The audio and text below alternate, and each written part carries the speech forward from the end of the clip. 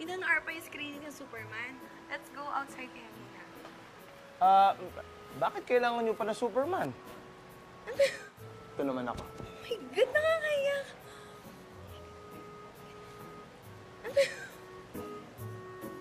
Up and away.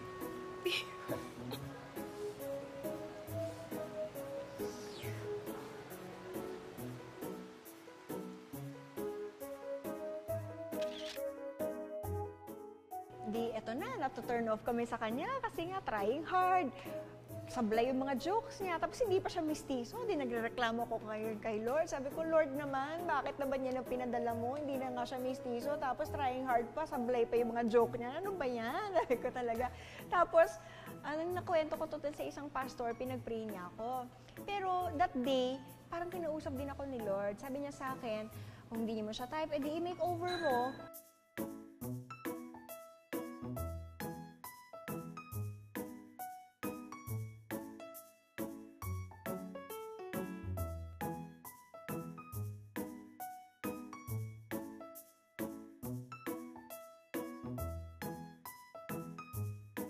Our next date, yan, bili kami ng new clothes. So ngayon, finally, i-makeover ko siya.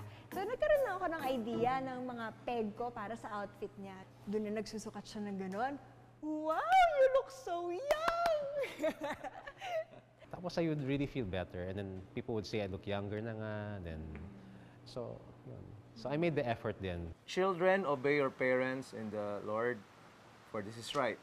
Honor your father and mother, which is the first commandment with promise. So, kailangan mahalin yung mga magulang nyo. Hi, sorry I'm late. Hi.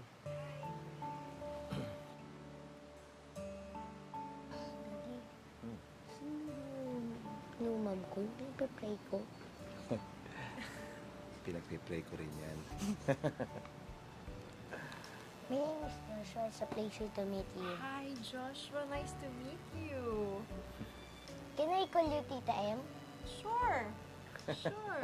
So cute. Being faced with a child who potentially could be my own child, so parang sa loob-loob ko, nakikiramdam ako, nag-aagam-agam ako. Plus, around this time, hindi pa ako sure kung siya talaga yung gusto ko. So, meron ako mga ganon. So, I'm just, parang assessing the situation. Pero in the meantime, dahil nga bata siya, tapos meron silang mga bonding games na kahit sa sasakyan, nag-game sila. Eh ako, mahilig din naman ako sa bata. So, nakikilaro lang ako dun sa bata. So, ganun yung naging bonding namin sa simula. Oh, thank you. Okay. Thank you. Miriam, would you like anything? Order ako sa loob.